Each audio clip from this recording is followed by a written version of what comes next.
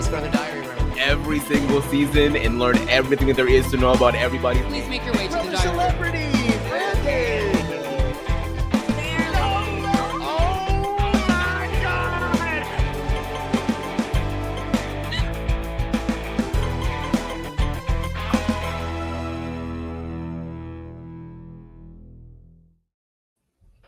What is up, everybody? Welcome back to another episode of the Diary Room podcast, the Big Brother podcast, where we're trying to find the best player in Big Brother history. And today we're going to do that with the help of two Survivor players. But before we bring them in, first, I am Matt here with Aman. Aman, how's it going? Yo, yo, yo. Hello, everybody. Welcome back. Glad to be back. Chugging along. Getting ready to say goodbye to 3 more hoes and congrats to 3 additional hoes. I'm very excited about it. The official tagline of this podcast. And as I mentioned, which I probably just brushed right on by when I said we have 2 guests with us today. Yes, breaking some history here where 2 people are joining us for the entire length of the podcast. But they do have one thing in common, that they were on the same season of Survivor, season 47. Let's start first with Teeny. Teeny, how are you? I am so excited to be here. I've been following along in this bracket, and ultimately, like, Big Brother was my very first love. I watched Big Brother 12 when I was younger, and it kind of was the thing that got me introduced to the whole reality TV sphere. And I spend a lot of my free time and have had a lot of lunch dates with me and YouTube videos about Big Brother and really neat contestants. And I have very strong feelings about very niche contestants from the past. So what better a space to talk about it, and, you know, who better to do it with? I love it. Came to the right place. The pipeline of, you know, Big Brother fan to Survivor player is so much more common than I think a lot of people realize. It blows my mind that there's people on Survivor who, like, aren't aware of Big Brother. Like, it doesn't make sense. Yeah, you like go around the island like, so we've all seen, you know, Davon, you know, and they're like, what? Yeah.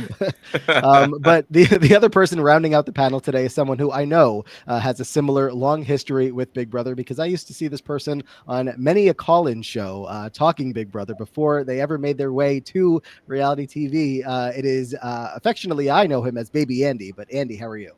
I am doing amazing. I'm so excited to be here. And you're right. I mean, Big Brother has been such a huge part of, like, maybe my recent adult life, and it, like, correlates with my time with Rob as a podcast and being a patron, and it's meant a ton to me. And, like, what's so funny is Teeny and I bonded over Big Brother when we were playing Survivor. You knew we were going to ask. No, I think, Teeny, correct me if I'm wrong, but I have this memory of us pretending to do a veto meeting at the shelter. Do you remember that? No, say more. Say more, and I might. Well, okay, it was whatever, final 9 or 10, and I was like the person doing tree mail, and we were like waiting for me to actually read the tree mail, and I like said, I have decided not to use the veto. And I know you cracked up. I think Sam cracked up because Sam's not a Big Brother fan per se, but he knew what I was talking about. We got it. That's hilarious. I mean, we definitely talked about it a lot because, like, for some reason we thought that was, like, not gonna reveal our super fan about Survivor when, like, obviously it's doing the same effect. But yeah.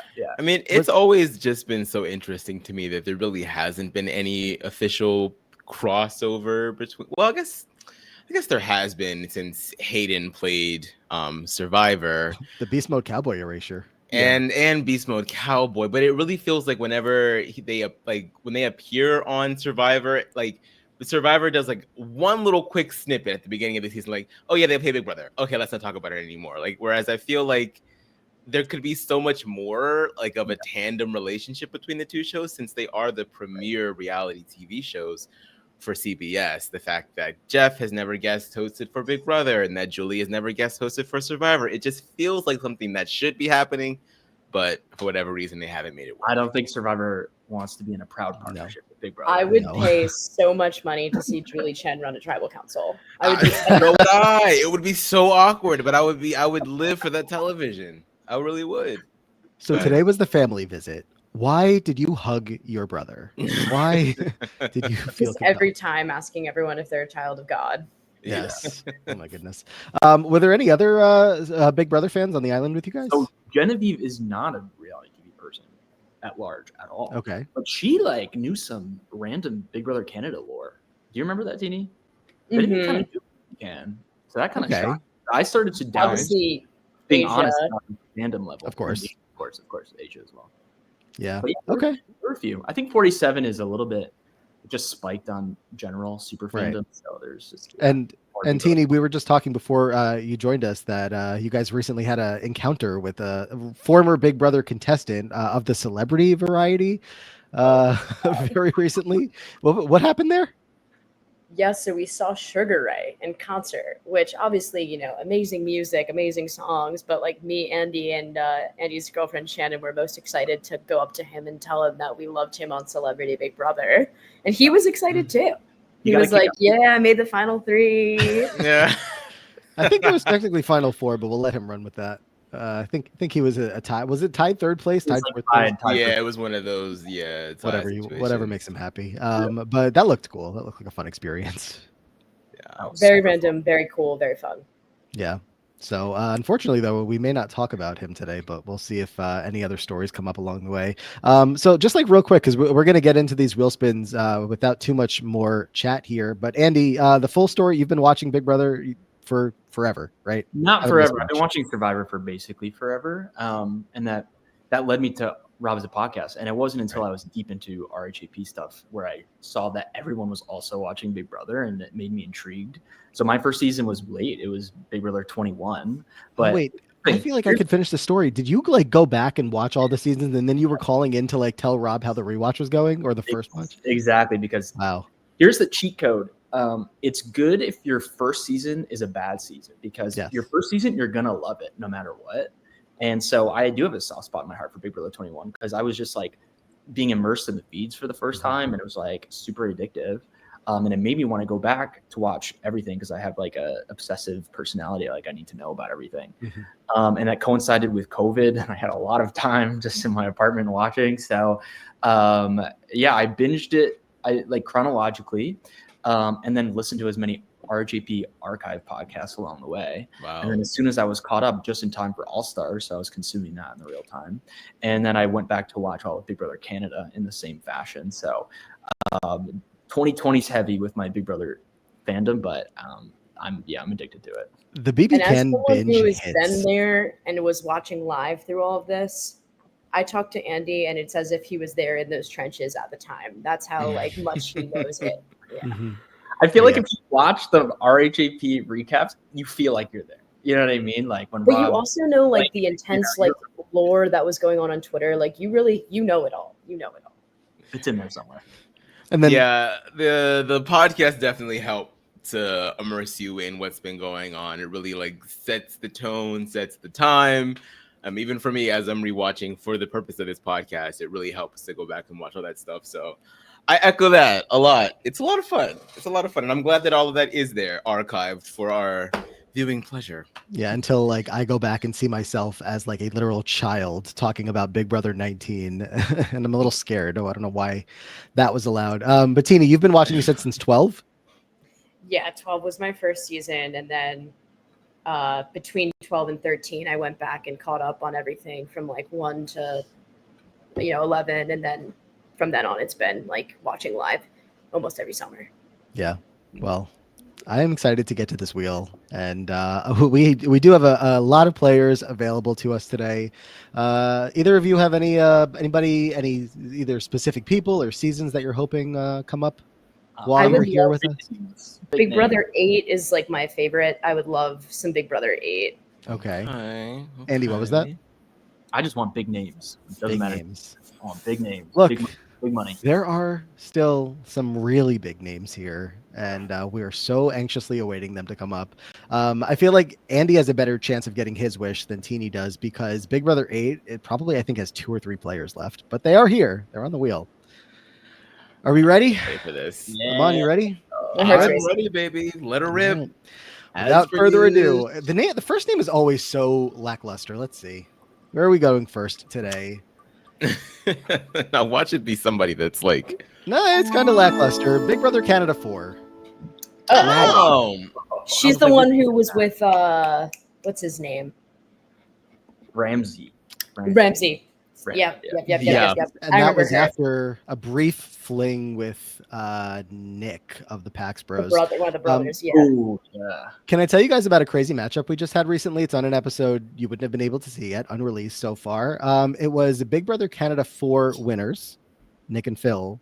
I don't know that either of you saw BB Can 12 because I think you were filming Survivor during it, but they faced off against the winner of that season, Bailey. And Oh, so wow. it was winner versus Mhm. winner. And yeah, He had to have won, yeah? Bailey won. Yeah, that's Yeah. what I figured. Yes. So the Pax Bros currently out of the competition. We'll see if they can get voted their way back in. But Maddie is the name here. It's funny because I recently, over this past summer, would randomly put on episodes of this season in specific. So I'm a Really? little bit refreshed here. I love it. I like Big Brother Canada 4. I think it's pretty good. It's Yeah. I think the pre-jury is good. I was a Mitch Moffat stan. Yeah. So as long as he was in the game, it was good, but it slowed down a little bit. But Definitely a highlight for sure. All right, Maddie began the game closely aligned with Dallas, and they quickly became targets. Maddie began to grow close to Ramsey, and they became a showmance. Maddie's game began to crumble after she successfully backdoored Levita and broke trust with Dallas. After Maddie won HOH the second time, she set her targets on Jared and Kelsey. After Jared saved himself with the POV, Maddie named Raul as the replacement nominee, and despite campaigns for Maddie to evict Kelsey, Raul was evicted. Ramsey had to walk due to urgent family matters, leaving Maddie on her own. After Tim was nominated as the replacement nominee next to her, she was evicted by a vote of 5-0.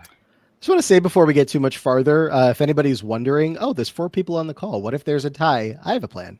Nobody else knows it, but I have a plan.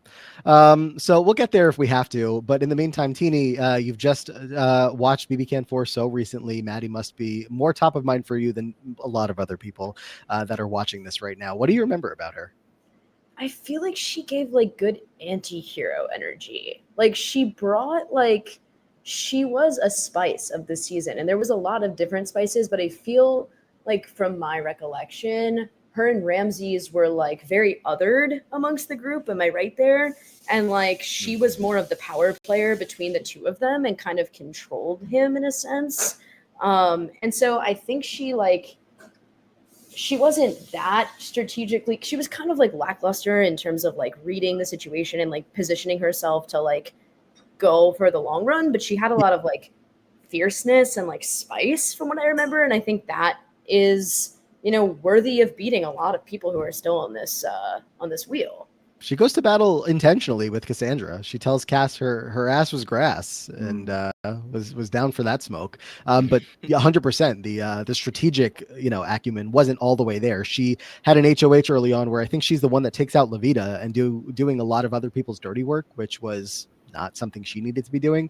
But Andy, what else? What else on Maddie? Yeah, this is what I remember about her. Yeah, because she was like she brought entertainment value. She was spicy, and I remember in the early part, there were kind of two sides of the house a little bit with like a middle portion as well, but she was definitely firmly on with Dallas and Ramsey, right, etc. So what I remember about her is I feel like she had 2 bad HOHs. That's what I remember about her. Like the one with in which she evicted Levita that pissed me off because I liked Mitch, but I also randomly liked Levita. Did y'all like Levita? I loved Levita. I don't know why I liked her so much. I was just like a big Levita fan. And it seemed nonsensical that Maddie would use her HOH to evict Levita, given the status of the house. So that kind of sort of pissed me off. But other than that, I remember her, and that is more than I could say about some of the early boots of this. Yeah. Easily could have come back, in a world where BB Can had more returning players over the years, easily could have seen them saying there's value in Maddie Amon. It didn't make much sense to me that she would go after Levita. It felt like Levita was like this big house target that was in her alliance, mind you, that everybody else wanted out because they knew that it felt like Maddie wanted to be the player that everyone saw Levita as. Everyone saw Levita as like this very, very strong, strategically well-positioned player, and she felt like taking out Levita was going to be the tiger's pelt on the wall for her. But Levita's in your alliance, you piss off Dallas, you piss off everybody else, and then you try to shift alliances, but that alliance that you're trying to shift into just saw what you did to your first alliance. So now where do you go from there? And so while she was like electrifying television and she was just kind of just fun to watch, and she would kind of just break down in the DR about how much she hated Kelsey, I'm like, girl, but why?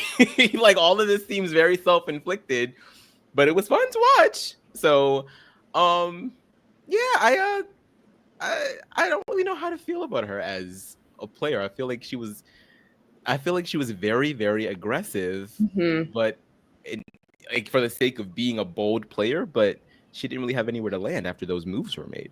Yeah, and her losing Ramsey to that situation that's bad luck. And that was a week that you would think, somebody gets pulled from the game, that you would think, oh, they cancel the eviction. No, she still got evicted in that same week. Tim goes up as the replacement nominee, and of course Tim's not getting voted out by Cassandra and Joel and all the rest of the people still there that he was working with. But I think she lost the game essentially when she lost the relationship with Nick and Phil, specifically after like the showman's fizzles out, and it's like, all right, there's really not much left there. She's of course in opposition to that trio of Kelsey, Jared, and Raul, and so but definitely enough, like you guys were saying, for us to remember her all these years later. Both of you have a pick, Andy and Teeny, of who you think from BB Can 4 will go the farthest on this competition. I feel like there's an obvious name, but I'm just curious if it's just maybe that person or anybody else would stand out. I guess Tim Dormer? Yeah, that's the name I'm. Is it just him? That could go deep. Listen, I don't know. Mitch was twist screwed. I love Mitch. I thought he was cooking. I would like. That would be a good pick. Voice in my heart. Yeah. Teeny, do you know the Cassandra lore around here? How her journey has gone on this podcast? Not off the top of my head, no. Oh God! Just real quick, she was up in a matchup against BB Can 3 pre-jury member Johnny Chirichillo, and she lost. Amon contributed in voting her out, along with BB Can 3 fellow alumni Jordan Parhar. So she was eliminated, and it wasn't until our halfway party from Big Brother Canada 3. Yep. Is that the gay guy? Yep. Amon voted to evict Cassandra in that case, but he redeemed himself by at the halfway party, he used his one personal battle back vote for the whole podcast, round 1, to bring her back. I stand by it, and I will not be shamed. Okay, I should not be moved. I stand by my decision. Just sharing the whole story for those who haven't heard. I stand by you bringing her back. Yes, exactly. All right, spin number 2. We got to find Maddie an opponent. Let's do it. Alrighty. Started with some BB Can. We're gonna go back to it, or Oh, this is fun. What is it? Big Brother 2, Shannon. Dragoo. This is a very interesting match. The two of them. Yeah. What a matchup. Shannon. Two spicy ladies. Oh yeah, I agree with that assessment. I love a good theme. All right, let's talk about Shannon, the toilet cleaner of the toothbrushes. I don't know. Shannon was known for her showmance with Will, being a member of the Chilton Alliance, and her mean-spirited antics in the house, such as placing a bag of potato chips on Autumn Daly's bed to imply that she was fat, and scrubbing the toilet using fellow house guest Hardy's toothbrush. In week 3, she and Will were nominated, and she was ultimately evicted in unanimous vote of 6-0. She placed 9th. So, Andy, you and I definitely had the same experience here. I guess maybe many of us here on this call did, of going back in time to watch the season if we weren't there live. You remember the first time that you saw Shannon in the Big Brother house using the toothbrush and just everything else that Amon just mentioned? The toothbrush is iconic. That is such a classic moment. Shannon, I mean, she's just such classic reality TV. I don't think she knows the term social game. I think she had a terrible social game, but it led to certainly very, very memorable moments. A showmance with Dr. Will is also a positive point in the memorability category. But as I'm thinking about her, whether it's Big Brother 2 or a modern season, I don't know if she had what it takes to win. And if she were in 1,000 seasons, I don't know if she would ever win. But maybe I'm misremembering. But yeah, iconic. I don't know that you're misremembering. Well, I think it's also interesting because, like, fundamentally, Big Brother 2 is like the first real season of the show, and like Dr. Will is kind of establishing and laying the groundwork for the game that we ultimately know today. And so she didn't have really a basis to even go off of like what the game was. She was like an accessory to this greater theme of like Dr. Will playing this masterful, insane game. So I don't know that I want to count out her like potential. And I actually think she gets points for being involved in all of the Chilltown and Dr. Will of it all, and for making those moments. But like you said, it's like strategically not okay, socially such blunders, and obviously a very early out as well.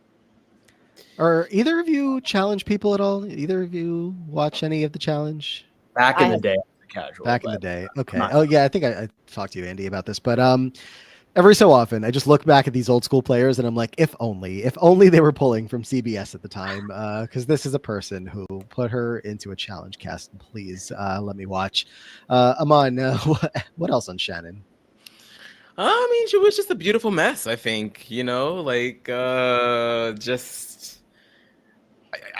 mean, these early seasons of Big Brother, they're always so interesting because in a lot of ways, it's not only early Big Brother, but it's early reality TV. Reality TV as a genre had only been around for, at least as consistently as it is now. It had only been around for like a few years. And I feel like a lot of people kind of just went on the show, being their unbridled selves and just sort of like letting these shows get the best of them. And I think she's a prime example of that. I think she walked in there not necessarily understanding how much of a social game it was, attaching herself like so full throttle with Will, embarrassingly so at times, and not understanding that playing the game doesn't make someone a coward. It just means that they're playing the game and they see that you're not necessarily someone that can align with them and don't like you very much. So that's why you end up on the block, not because people are being cowards. It's a social game and you're scrubbing toothbrushes. It's like at the toilet. I think her being associated with Chilltown, that doesn't sound like a terrible idea, but for her to be evicted ahead of them, that speaks to her really bad. I was about to ask, she is Chilltown, right? Wasn't she part of she's original Chilltown. People forget about it all the time because of the iconic DR. So yeah, she is the silent third member of Chilltown. But then they tried to induct more in BB7, but yeah. Yeah, her most memorable moment is the toothbrush thing, but her other memorable moments actually happened outside of the house, where there was all those home segments, right? Oh my God, yeah. Her mom was talking about Dr. Will and comparing her to her boyfriend back home, and how Dr. Will is like half the man of this dude that she was associated with back home. God. And then in a future season, I think Big Brother 3, they did like a check-in. Yes. And Shannon and Will, they were like a thing for a bit after the show, right? But then in this interview, she's talking about how she dumped him, and actually he's a loser who just plays. Yes, I remember that. She's like, he is not the same energy in the real world. He's like shy and weird. Yeah, I remember that. Brother really just had these cameras up in people's houses back then.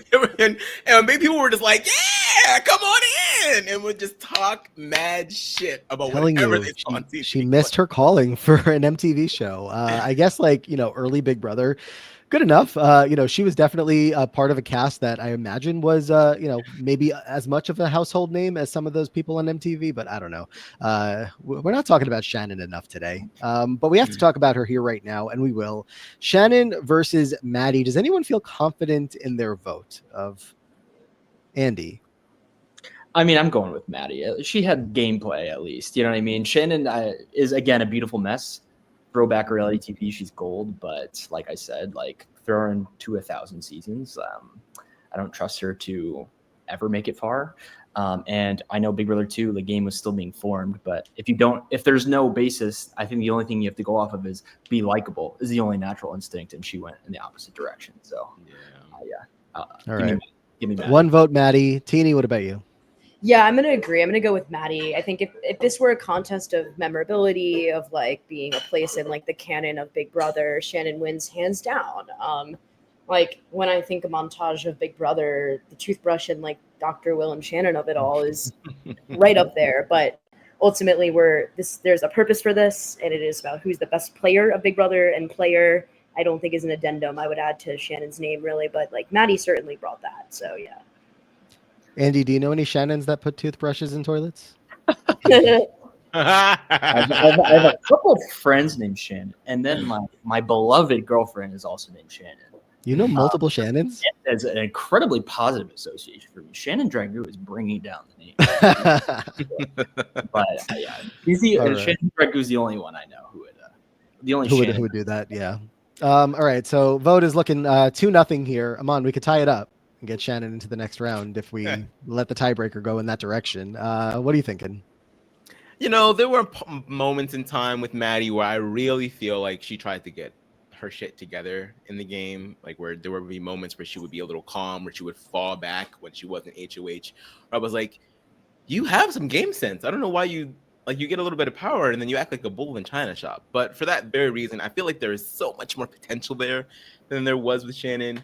Granted, I would be very interested to see how Shannon has changed as a person all these years later to see what her game would look like. But based off what we got, I got to vote for Maddie to go through. I'm voting for Shannon. I'm respecting our history. It doesn't matter. That's fair. I just need to get a vote in there. I just, if no one else is going to do it, I'm doing it. It doesn't mean a thing, but look, Big Brother 2, a woman. That feels morally necessary. It does, right? Like as Big Brother fans, somebody has to make sure that a vote goes there. It was an electric toothbrush. She swirled that thing that was powered on, swirling it around the toilet. Did she intervene there? Yeah, then she had to replace the head and tell Hardy about it and all of that. Like, it's like a whole episode. She's such an it girl. She's an it girl. Shannon gets a vote. I wish she didn't have to do the chips on the bed. Because that's not, I know time and place, but anyway, so we are going to see Maddie moving on to the next round here, and Shannon becoming, I believe, the third player from Big Brother 2 to be evicted alongside Justin and Autumn. So tough stuff there. Looking good. It's not looking good. Back to the wheel. Kickoff matchup number 2 here. We're having fun. Oh my god. Up next. Wait, what the hell? No way. 4 again? Oh. Okay, so the name is Jared Kesler, Big Brother Canada 4. So we just had a matchup very recently where the Pax Bros came up, lost. Joel also came up in that episode, lost. Now, Maddie comes up and she's gone through. So we'll see what happens for Jared here. I don't know what BB Can 4 is doing to like push themselves up against, this wheel, but hey, I'm here. It is what it is. But luckily, Teeny, you just said you've recent experience with it. So yeah, I love how the next on a rewatch, I genuinely think I have like more respect for Jared's game. I don't know if that's crazy to say, like, and I also don't know if it's crazy that like I'm gonna compare him to Emmett Blouse, but like I think there is a 1-to-1 there. Oh wait, I'm on. You go first. You have to do your spiel. But I agree. Yeah. All right, Jared, along with Kelsey and Raul, formed a powerful alliance that was feared by most of the house. Following Raul's eviction, he and Kelsey were on their own and tried to play the middle. Once it was realized, Jared became a bigger target than before. Jared was evicted when his former ally Cassandra nominated him, voted out 3-1. Teeny, I need you to finish that thought because I am trying to figure out how much I don't know if disagree is the right word, but how I feel about it. Jared, I have such negative thoughts about him. Yeah, it might be a very elementary comparison, but I think he was off the cut a very big target. Physically, I think he was always in a position of like being a power player in the house, being someone people knew was playing, was like involved in alliances and all that stuff. Quickly like involved in a showmance, very front-facing showmance, and he was able to for a long time like get by with competition wins, get by with like working with Kelsey and like finding his footing. And like, did he ever do an effective job of taking the target off of him?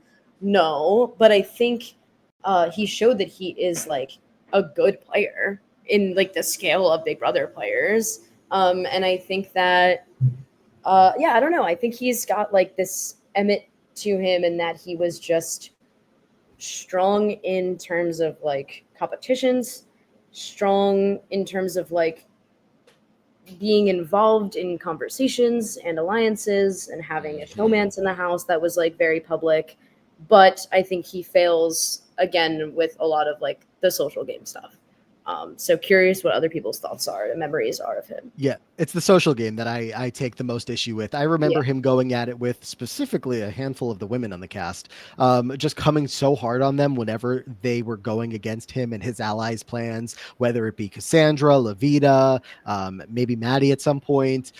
So it's just like, you know, when it comes down to being a good player, of course, there's a lot of aspects, and he definitely had, he had points on his resume for winning some competitions and for having a group of people around him, even though it kind of got smaller as the season went on. But the brothers at one point, you know, deciding that they wanted to work with him, it just felt like, you know, even if he got to the end of the game, I'm like, are you like pissing everyone off and being so rude to everybody unnecessarily along the way that they might not even vote for you?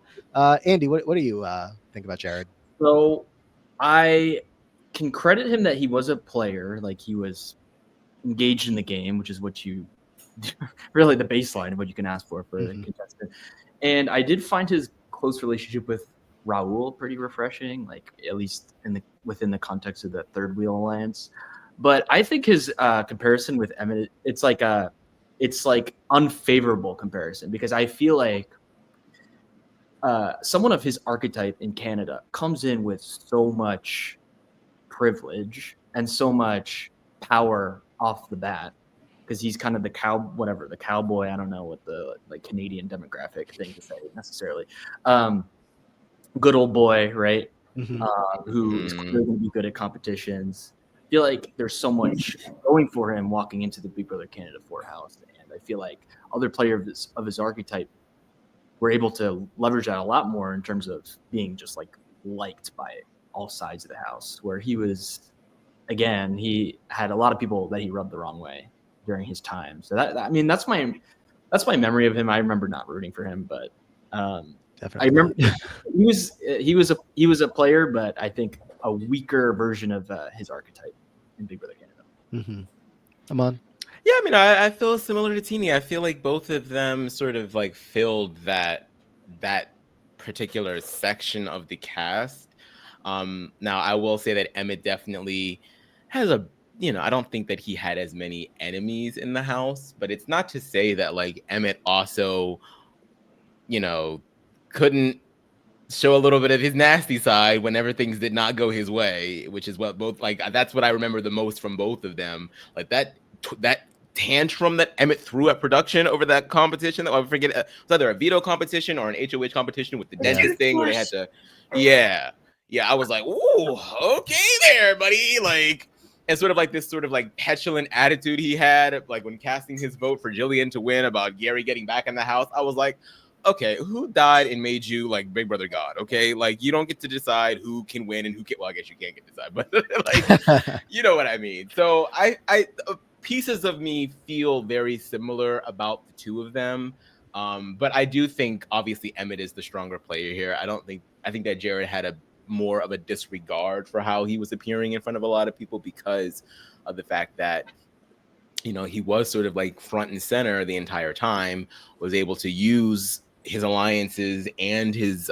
comp wins to keep himself safe, but all the more reason to wait till the end to try to strike when you can, and Cassandra took that shot, similarly to how Emmett also went out. So I feel like their games are very, very, very similar. I just think that Emmett's is stronger. I have in my notes, and I genuinely don't remember this, but I wrote it down, so I'm believing myself, that he told Levita that, quote, he was going to throw water on her fake hair. Yes, he did say that. He did. Mm-hmm. So that's just kind of reminding myself of some of that stuff. But in a lot of worlds, the dominant gameplay that he exudes just by existing in that space alongside Kelsey, alongside, the brothers when they had them under their control for a bit, is enough to go all the way to the end of the game, speaking to TD's point. So I think he could win the matchup. I'm not sure I want him to, but that's just me. I just want to clear up upon my rewatch. I didn't get to that quote, and so I retract my statement about respecting him more all these years later. Yeah, fair. It's fair. It's a lot to remember. And then he also gets like so weird with Cassandra when he's getting evicted. Like he needed Cassandra's vote, and he just completely like blew her off. I'm like, what are you doing? Well, they like, knew each other outside the house, which is another benefit. there was something there, right? Yeah. I don't know. Well, I think the most interesting lore is that Kelsey went on to date, I think, one of the Nick, Yes, the she brother, did. after being in She a did. showmance with Jared the whole time. And I remember Yeah. that blowing my mind at the time. Nice long relationship, the two of them. It was at least a couple years. So Yeah. yeah. That's BB some Ken like 4. Nicole Frenzel dating Victor type Yeah, stuff. that threw me for a loop. And people are always like, well, if you were watching feeds, you could totally see that Victor was. I was like, no, bitch, no. That shit was not as apparent as y'all are trying to make it seem. But it's the Get same outta thing here. here with Kelsey and Phil. You saw them flirting in the house, even as soon as Jared was gone. People flirt in that house all the time. It's not indicative of anything. I keep telling people, when you get under them lights for so long, everything starts looking good. Okay, you just can't trust anybody. And they also cast attractive people on all these shows, so that's an element too. Let's spin the wheel and find an opponent for Jared. Again, BB Ken 4, pretty popular these past couple of episodes. But next we're gonna go to Ooh, there's your big name. Oh, Big Brother 5 wow. winner, Drew Well. Daniel. Well, I will say the name that was so close to coming up was BB16, Donnie Thompson. So apologies if either of you were hoping for Donnie, but instead, Andy, you get your big name.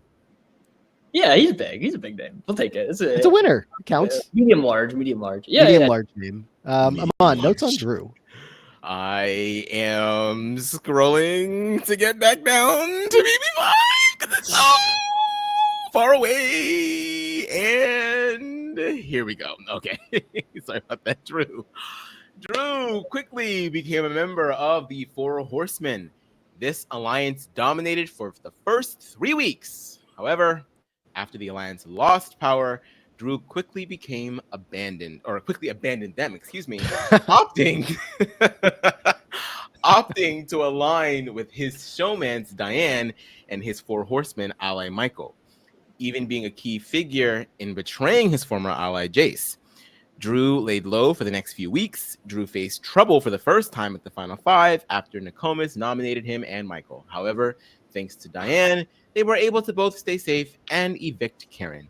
Drew ended up winning the final HOH comp and in a controversial move, evicted his showmance Diane.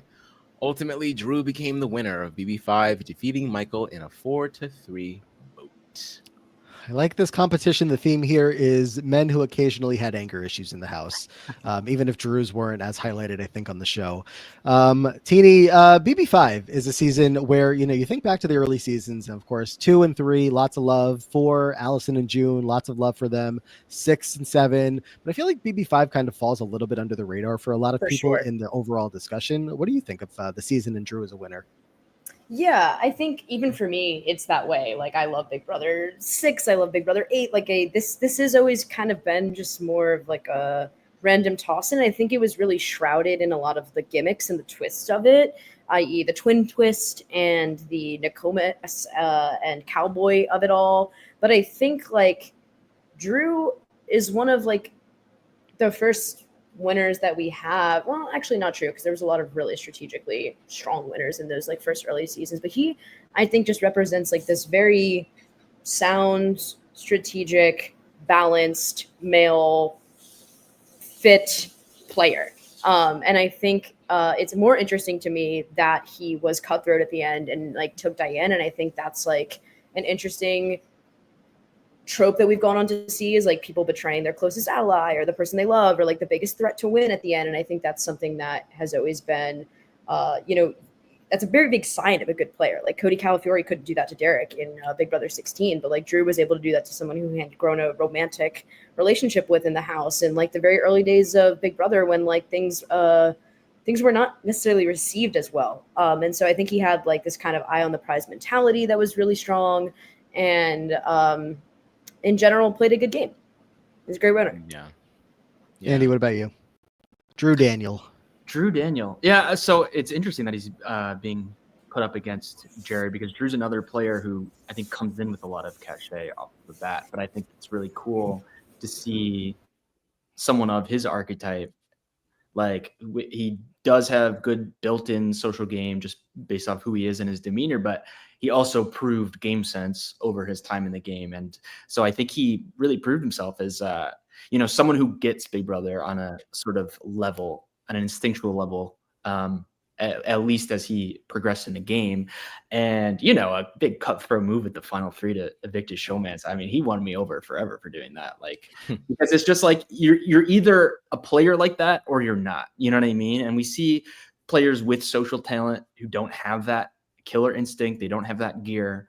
I was really impressed by his thinking, especially in the end game of Big Brother 5, where I think we can look back and say there were a good amount of good players in the end game. Like, people will rate Nokomis pretty highly. People will rate Diane pretty highly. There's Karen truthers out there, you know. Oh, yeah. And I think Marvin's a good player. So actually, Big Brother 5, not my favorite of the old school seasons, but I think had a season with some terrible players and a good crop of good players, and Drew being able to rise to the top was really good. And the fact that he barely won against Cowboy is a crime. And I'm glad he got that last vote. Yeah. Yeah. When it comes down to it, I feel like, I think most people have the correct amount of respect for Drew's game. He made pretty few mistakes. I think when it comes down to it and how far he'll end up going in this competition, not to put the cart before the horse, but before the horsemen, I should say, I don't think that I don't think that he is going to fare all the way to the end, just because I think, there's these little bits and moments where a lot of conversations that he had with Diane, and this is a lot of stuff that I was doing after the fact, after watching the season, kind of researching the true dynamics of between the two of them, because I feel like everybody kept telling me that the edit didn't accurately portray how their relationship was, and it just seems like they were arguing a lot more than you would think, and so maybe a little bit of him cutting her at the end was unsurprising for people who saw that they did have some riffs along the way, and I don't know, but Aman, like I said, I think that people do appropriately respect what he did to get himself to the end of the game. I don't know. I go back and forth with Drew about like the conversation surrounding him amongst the other winners, because I agree with what Tini said earlier about how Big Brother 5 is really remembered for Project DNA, for the twins.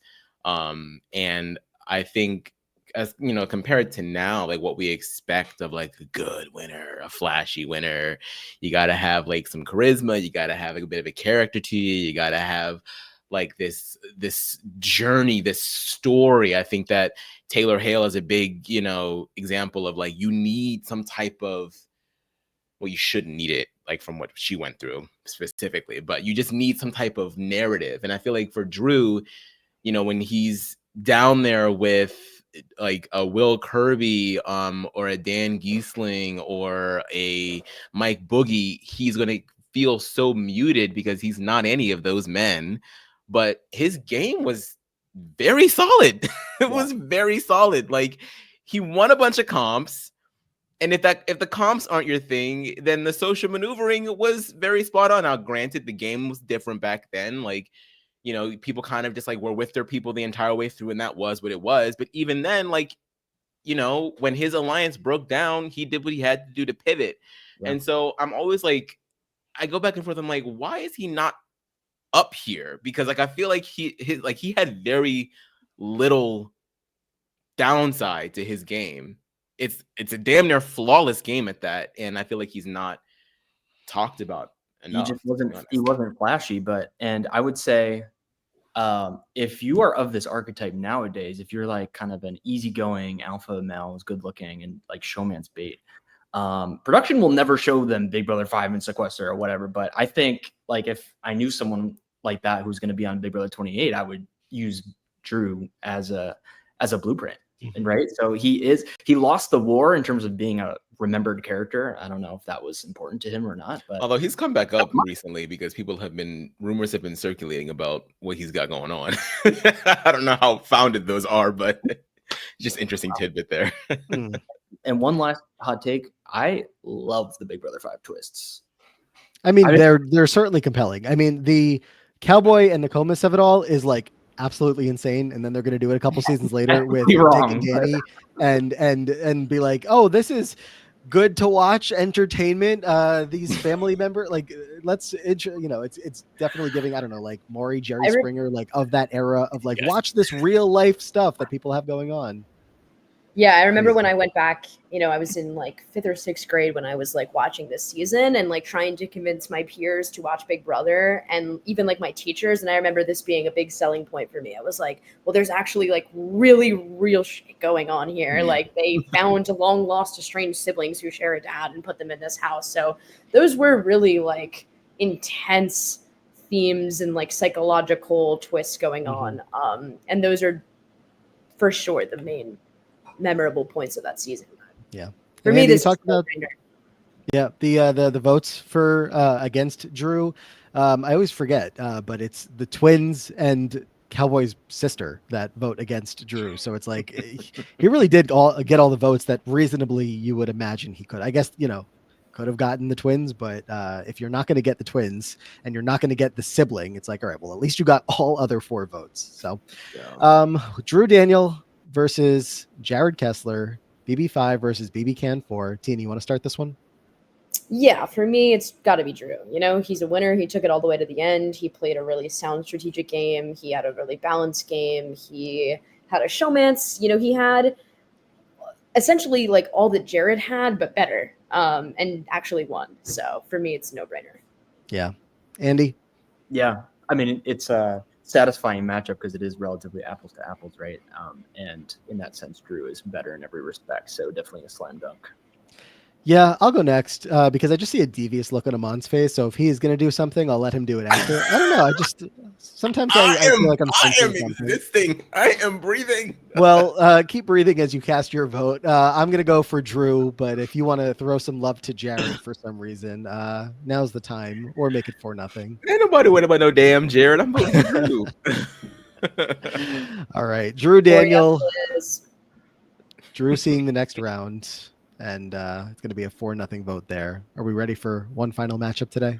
Yes. This is lit. All right. Away we go. As there's a crazy storm happening outside. I hope you all can't hear it. But who's next today? Oh, boy. Oh, Tina, you got what you asked for. And also, it sounds like there's a storm in one of your houses. Yeah, I don't know what that was. Pots and pans falling apart. Sorry, that was pot. Yeah. I am literally over the moon. This is very fun, especially for Teeny. This is Big Brother 8. Jessica, I said it couldn't be done here, but Big Brother 8 decided to show up. I thought it was going to be Jeff Schroeder. He was the other name that was so close. But this is more fun. Yes. BB8 Jessica. Alrighty, here we go. Jessica. At the beginning, Jessica became a member of the late night crew. She also had a romantic relationship with Eric. When the late night crew crumbled, Jessica and Eric teamed up with Dick and Danielle. The alliance of the two pairs nominated, with Danielle and Jessica being able to win 4 HOHs back-to-back. However, the alliance's dominance ended when the outsider Zach won HOH and nominated Jessica against Jamaica. When she remained on the block, the Donatos decided to blindside her. She was evicted by a 2-1 vote, placing 6th. Jessica was selected to have a chance to return in BB11. However, her clique lost, and Jessica did not return. Teeny, the smile on your face couldn't be bigger. As I said, Big Brother 8 is a season I hold near and dear to my heart. And a big reason for that is because I had a extreme parasocial relationship with Eric Stein and by proxy with Jessica Hughbanks. I watched any video of a Jessica and Eric tribute that is on the internet. I am half the views on that. I loved them in the game. I love them as a duo. And I think that she is actually really good at Big Brother. Like, I think she was really good at like finding her side of the alliance, but also like melding with Dick and Danielle when she needed to. I think she was personable. I think she was incredibly underestimated by the group, and a lot smarter than she actually came across. I think her showmance with Eric was handled very tactfully as compared to a lot of showmances in the house. And I think she, in many ways, like a lot of people did on that season, kind of got screwed by the America's Player and the Dick and Danielle outside relationship of it all. And I think, like, you know, if we do the analogy of like you put her in 100 Big Brother games, I actually think she goes very deep and like can win. And had the chops. You know, she won 2 HOHs. She was well liked amongst the group. She had a very close alliance partner that she was, you know, working equally with to figure things out as much as she could, even though he was lying to her the entire game. And I it's going to be very hard for someone to make me knock Jessica Hughbanks out of the competition. I love her. I wish she was on Big Brother 11. I think she wins Big Brother 11 if she's there. Like, is that not Jordan? So yes. Yeah, she's definitely like OG Jordan vibes, but better, more not only just like better socially, but better like, you know, able to play the strategic game if you have a good partner alongside you. And I think like very obviously Eric Stein is a much better partner in the game than a Jeff Schroeder could dream of being. But I love the enthusiasm for Jessica here. She is such a fun pick from these early seasons to just talk about and reminisce on. Andy, anything else on Jessica? I don't know anything else. Yeah, what do you have? I was a fan of hers. To me, in my head, she's like the original America Lopez. Maybe I just compare her showman. But no, she was great. I think she would have definitely done very well on Big Brother 11. And from my memory, yeah, I definitely remember rooting for her and just felt that she too was like a very refreshing version of her archetype. I just feel like she was entertaining and she was strategic, but she just she was just likable in her own. So that was really good. The only other thing I'll throw out there is Teeny and I, one of our first memories after filming Survivor is we went to this Big Brother premiere party in New York. And so that's when Teeny got to meet his hero, Eric Stein. But before that, we also met Carol, who was... She's always there. Is ops from high school. What is the deal with this petty vendetta that made its way on? Wasn't it over $5? It's like $50 or something. Yeah, maybe $5. Carol was just on Sharon Tharp's podcast. Like it's been years now that Carol has been showing up to like New York-based events, and given the backstory of just like did not, I guess, need to be on Big Brother in the first place, it is so funny to me. She was lovely. There's a selfie out there of me and Andy and Carol and like Carol's mom that we need to put on the internet. Like, please. Or just send it to us at least. Aman, what have we not said about Jessica Hughbanks yet? Yeah, I mean, you guys kind of said it all. I mean, I think she was. I mean, America's twist, and America's always going to screw somebody over. Okay, if there's one thing America's going to do, it's going to screw somebody over, and just Eric having to convince her not to nominate Dick and Danielle is just like, I mean, but it also goes to show just how good of a player she was, that, you know, a shakeup like that sort of like I don't think it necessarily would always spell disaster for her. So I think that she was sort of like the glue within her alliance. I think that everybody really liked her. She was approachable, and just all around just decent, just decent as a human being, decent as a player. And yeah, I would have liked to see her come back as well. Yeah, I like Jessica. Carol is one of the 2 players from Big Brother 8 now who has still not come up. It's Carol and Nick. We got Nick. Oh my god, me and Andy were like just talking about how like Nick is so irrelevant. Like even Zach has like the dolphin crash of it all and like the like weirdness of being on the season. Nick is so irrelevant. Sorry, Nick, if you're listening. He's listening. He's actually our guest next week. But all right, Jessica, we need her an opponent, and I don't know. I think we're all a little scared here because it'd be so much fun to see Jessica go through the next round. But as we mentioned, there's big names, there's legends here in addition to Jessica. Yeah, let's rip the Band-Aid off. I'm gonna either make or break Teeny's day here. Oh my gosh. Oh, my day's been made. Like, Up next, you might be okay. Big Brother 15's Jeremy McGuire. I just have to okay. say, if it was Alec Beal, that would have been one situation where, like, I would have needed an ambulance because yeah. I love Alec Beal so fucking much. So Just I, Alec or so I loved the Shield. I have a Shield T-shirt in my room right now that I got in 7th grade. But there was a very special something that I felt for Alec Beal. I love Alec. My biggest memory of Alec isn't even having to do with Alec. It is when Gary goes to the jury and AJ is waiting there, and he's like, AJ, oh my God, I'm so glad to see you. Okay, Alec is a motherfucker. Here's the tea. It's just like, that is like, I always think about that when I think about BBCAN 1. But who are we talking about again? Jeremy McGuire. I admit I also forgot. I'm looking around at the wheel like, who is not here right now? BB15's Jeremy. All right. Jeremy began the game in a good position, being a part of both the Blonderage and the moving company alliances. Jeremy was in a showmance with Caitlyn. However, after the moving company crumbled and the Blonderage lost power, Jeremy was at the top of the target list for the other side of the house.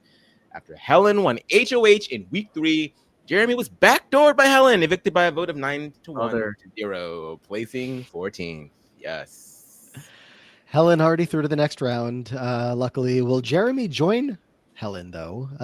Remains to be seen. Andy, what do you think of this picture? First of all, he is like trying.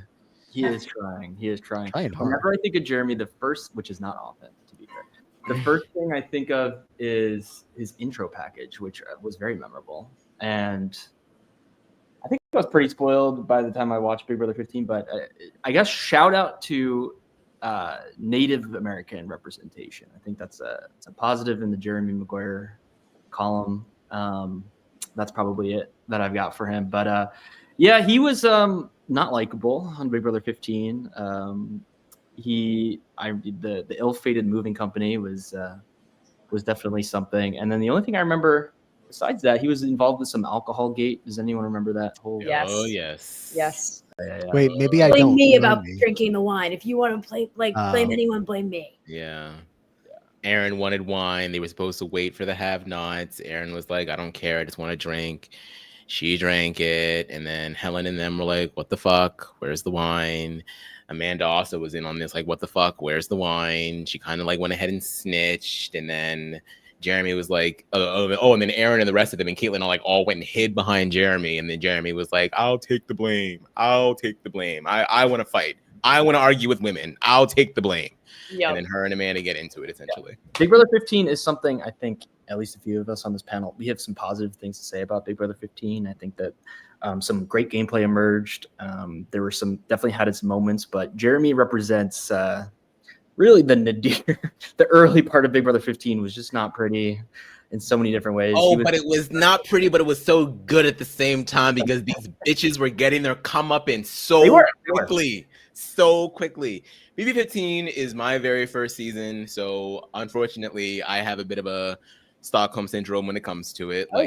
It's what I always compare every other season to. It is my benchmark. It is my destiny. Unfortunately, what a destiny. And Jeremy, it was so sweet to watch him go. It was so sweet to watch him go. It was so sweet to watch him win the veto the week prior, thinking that was going to be like some big moment for his alliance, and the Nick's ass still went home. It was so good to just watch what you want to have happen, all because of the production riggery from the Brenchel army. And that is the one time that the production riggery was rigging the right way, okay? It was rigging the right way, and Jeremy's ass went home. Just a complete ass for no reason. He wanted to argue with everybody. He wanted to assert his dominance with everybody. It was as if it was a pissing contest and he had to be the winner any given time. That was just his shtick. To the point where he's making people uncomfortable, arguing about wine, wouldn't leave the bed when Jesse asked him, please, can you get off of my bed? And he's like, no, this is my bed too. You don't own anything in this house.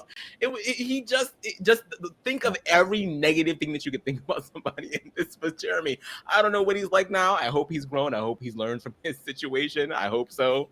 I want that for everybody. But from what we have here in BB15 in the year of our Lord 2013, Jeremy was an asshole. I just remember wondering like who he may be emulating coming into the Big Brother house. Like his behavior was really confounding. I don't think he really knew anything about Big Brother. He doesn't come across as a fan for sure. But yeah. I think the reason I asked is I feel like while watching him, I felt like he was trying to go for something that wasn't landing. Like maybe he was trying to like copy someone else's game. But the results were not great. I mean, his game is founded in like all this sexism. I'm sure, you know, there's plenty of examples from Big Brother history beforehand if he did check any of it out to model that after, but it really just could have been a fresh, you know, persona that he brought uniquely into the game as himself. And I think the sexism is just innate to who he is. And everyone else has said basically everything that I feel, but yeah, there's just a lot of aggression, anger, argumentativeness, complete like cluelessness about how the game worked or how to get along with others, complete arrogance about his positioning, and underestimation of the girls and the gays in the house who knew what was going on in a way that was truly delightful to see fail so quickly. Hate him. Truly hated him on the show. What a guy. Then when he gets evicted, Julie's like, oh, so people thought that you were acting a little bit maybe like a bully in the house, and he's like, no, I just get misconstrued due to my size. People think that I'm a bully just because I'm, you know, this big muscle guy, but I'm not, you know. He rubbed Alyssa's hat on his ass and had to formally apologize about it. And then you walk your ass out on stage talking about, nah, I think I was just misunderstood. Bitch, get out of here. Like it was so annoying. The casting department that season, it's impressive how they found, you know, some of the worst people So bad. they could have ever imagined. Some true gems. But you couldn't look away. Like Big Brother 15 was a car crash. You just could not look away. It was such... I still don't look away. I still watch the Big Brother 15 fighting clip compilation. Oh yeah, me all the time. Yeah. Jeremy. Oh, sorry. No, In go ahead. the history of doing this podcast, have you ever talked about a house guest and it's gotten back to them in a way, like through social media? Because I hope it doesn't happen. Yeah. He deserves it. He deserves it. Yes, in a way, yes. I would say it's likely yes, but more I would say in a positive way that maybe people have found out that they come in a positive way. Sometimes they end up on the show after I voted them off. Disclaimer. That did happen. We have a disclaimer. We're talking about the person we saw.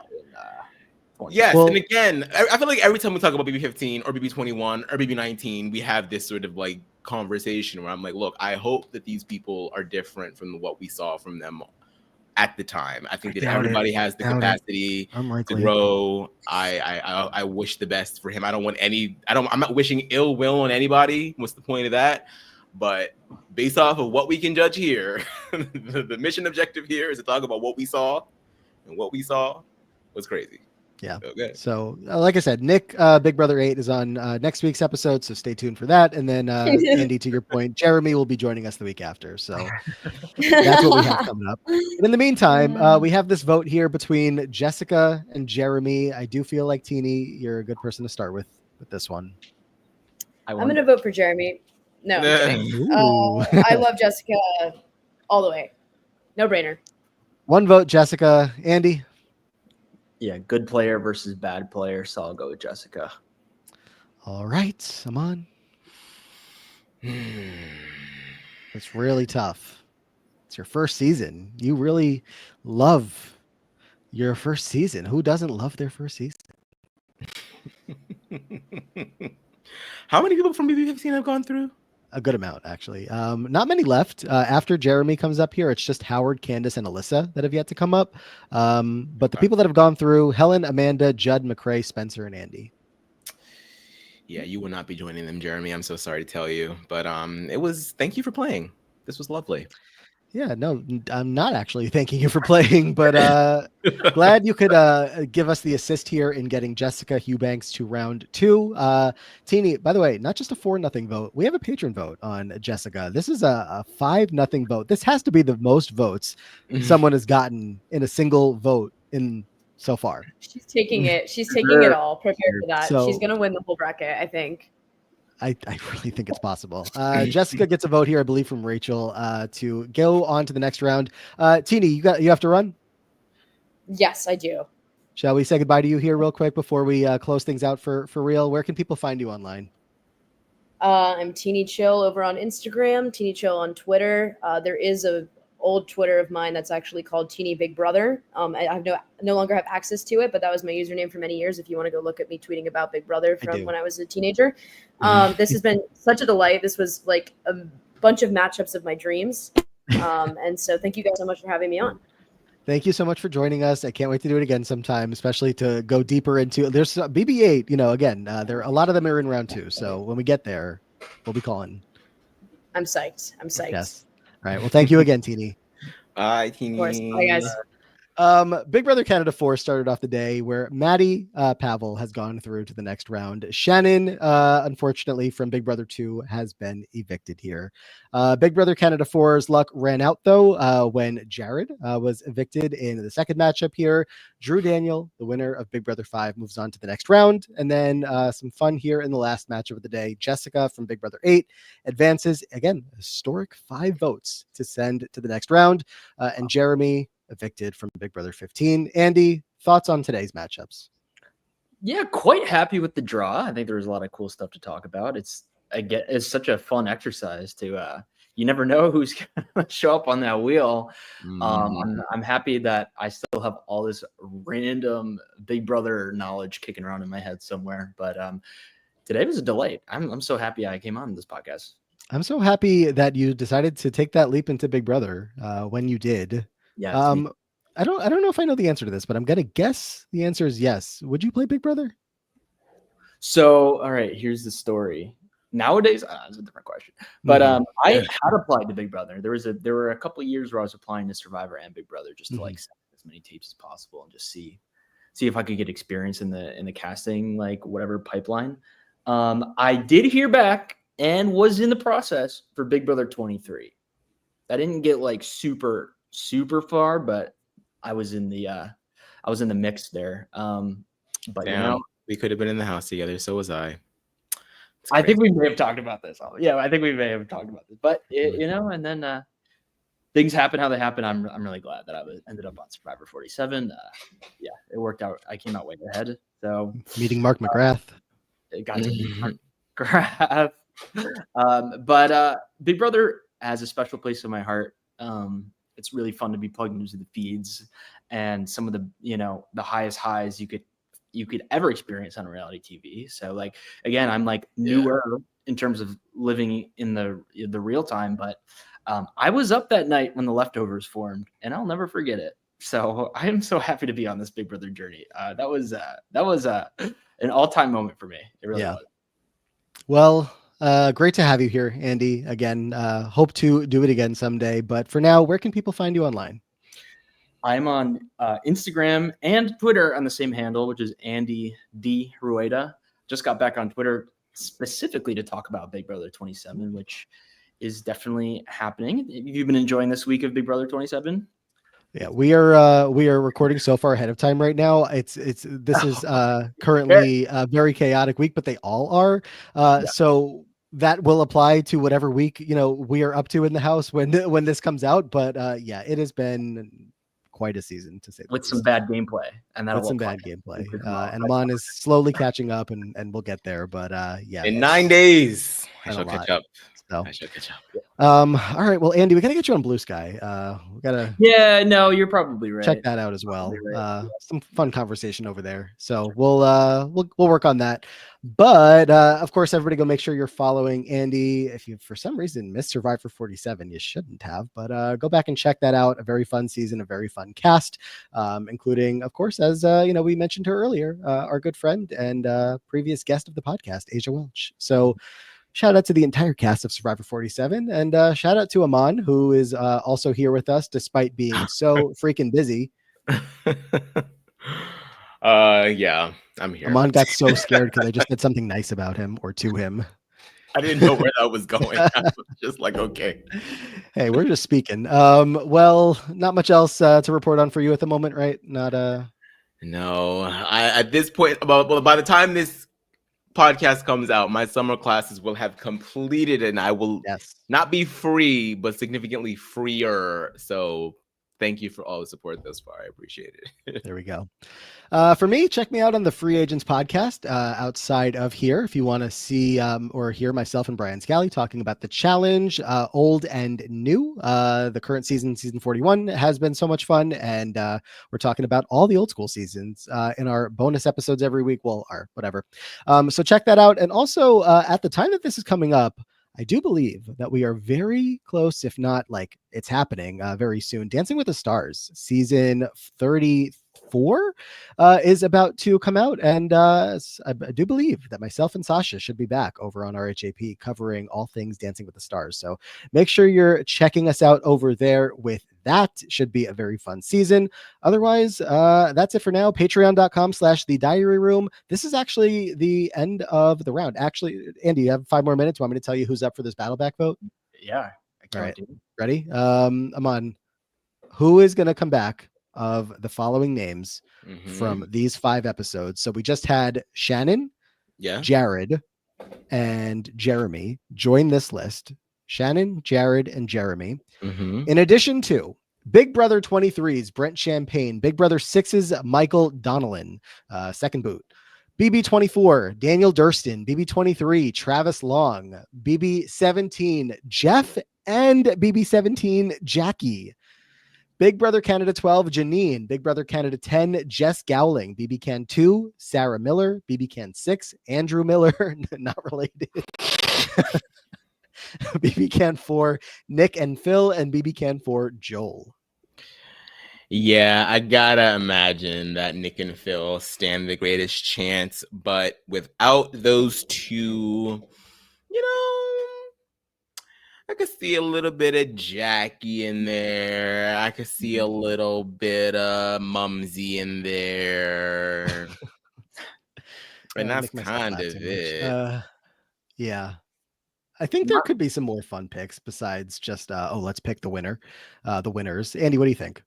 To be honest, not the greatest list I've ever heard of Big Brother house guests, but the Pax Bros are winners, so I mean that's something. But I think that there's a big following for Jackie from Big Brother 17. Whenever her name pops up, she's got her supporters. So yeah, maybe Jackie as a dark horse.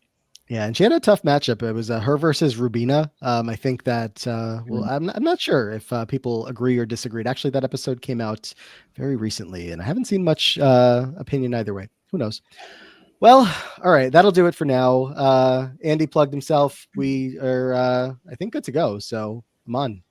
Close this out. Yes. Our thanks to both Andy and Teeny of Survivor fame for joining us today. And until next time, guys, please go to the diary room.